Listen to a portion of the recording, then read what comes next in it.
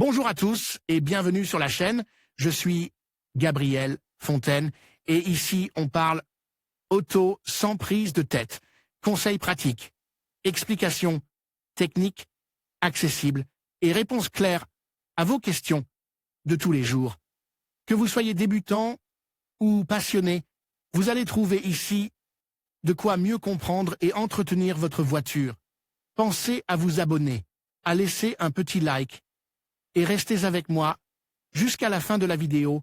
Chaque détail peut faire la différence. Les récentes inondations à Valence, causées par le passage de la Dana, ont gravement affecté de nombreux véhicules, allant de panne électrique à des dommages irréversibles au moteur. Si votre voiture a subi les mêmes conséquences, il est important de savoir comment présenter une demande d'indemnisation à l'assurance pour couvrir les dommages. Pour ce faire, vous devez tenir compte d'une série de données et de facteurs afin de pouvoir présenter une demande d'indemnisation. Et nous allons vous les expliquer étape par étape. Quelles sont les assurances qui couvrent les dommages causés par les inondations? Toutes les assurances automobiles ne couvrent pas les dommages causés par les inondations, mais il existe plusieurs possibilités en fonction de la police que vous avez souscrite. Assurance tout risque. Les assurances tout risque couvrent souvent les dommages causés par des catastrophes naturelles, comme les récentes inondations à Valence. Si votre voiture a subi des dommages au moteur ou aux composants électriques, l'assurance peut couvrir les frais de réparation ou même offrir une compensation si la voiture est déclarée perte totale. Extension de l'assurance aux tiers. Certaines assurances aux tiers offrent une couverture supplémentaire contre les phénomènes météorologiques. Ainsi, si votre police inclut cette garantie, vous pouvez être couvert en cas d'inondation. Cependant, vérifiez les détails spécifiques de votre contrat pour voir si cela s'applique à vous. Insurance Compensation Consortium. Dans des situations comme celle de la Dana, lorsque l'inondation est considérée comme un phénomène extraordinaire, l'Insurance Compensation Consortium intervient et peut couvrir les dommages. Pour que le consortium puisse intervenir, la voiture doit avoir au moins une assurance responsabilité civile de base. Marche à suivre pour demander une indemnisation en cas de dommages causés par une inondation. Si votre voiture a été touchée par une inondation, voici les étapes à suivre pour faire une réclamation et obtenir l'indemnisation à laquelle vous avez droit. Contactez votre assureur, signalez les dommages à votre compagnie d'assurance dès que possible.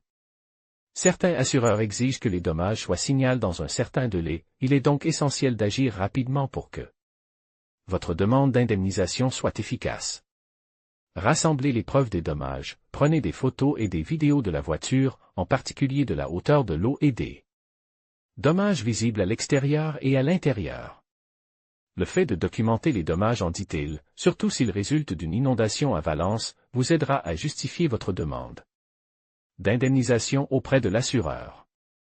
Préparez les documents nécessaires. Outre votre police d'assurance, votre assureur vous demandera un rapport sur les dommages et, dans certains cas, un devis de réparation établi par un garagiste.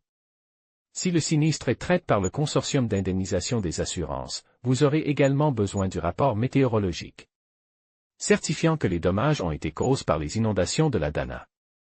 Attendre la visite de l'expert. L'assureur enverra un expert pour évaluer l'état de la voiture et déterminer si les dommages peuvent être réparés ou s'il est nécessaire de la déclarer perte totale.